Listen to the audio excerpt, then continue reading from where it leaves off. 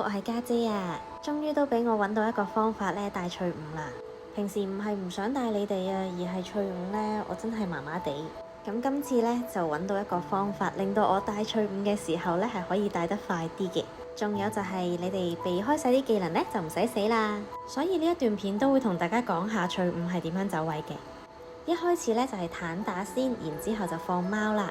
坦克記得要企上邊，咁跟住我哋咧就企下邊，睇住佢個箭嘴啊，唔好企喺個箭嘴隔離，因為佢會咁樣爆。爆咗之後咧，就會有個石人出嚟啦，咁我哋就會打石人。呢個4打1嘅方法，其中一個重點就係我哋4個係有分工㗎。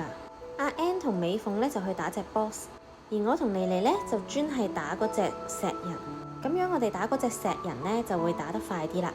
同埋咧，第一波嘅狼咧係唔需要擋嘅，千祈唔好擋啊，因為佢個傷害都扣得幾多㗎。完咗第一波嘅狼咧，就到風扇啦。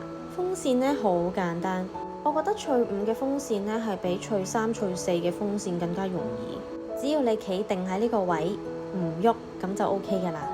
等佢喐，去到風扇嗰個位置咧，嗱，你見唔見到？我係兜過咗佢，跟住再企翻定佢。所以如果係玩遠攻嘅你咧，係非常容易，能量就記得要執啦。如果真係唔識避呢個風扇呢，我就寧願你唔好貪刀啦。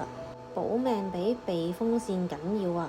第二波嘅狼就要擋啦。咁我哋分咗工呢，擋狼嘅呢就係阿 N 同埋美鳳，然後我同妮妮呢就去打右邊嘅石人。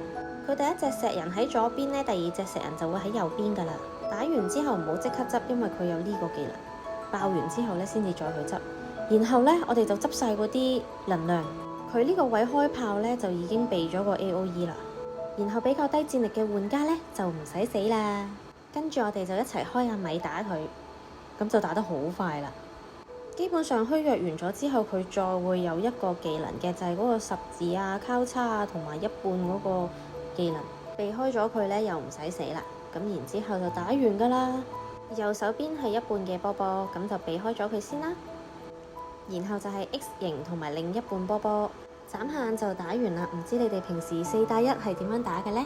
鍾意睇我打機嘅記得要訂閱我呢個 channel 啊！有啲咩問題嘅話，記得喺樓下 comment， 同埋要記得 follow 我 IG 啊！我哋要 keep contact。你睇下500幾萬翠五係站住過㗎，係咪好叻啊佢？咁今日條片就到呢度，我哋下條片再見啦，拜拜！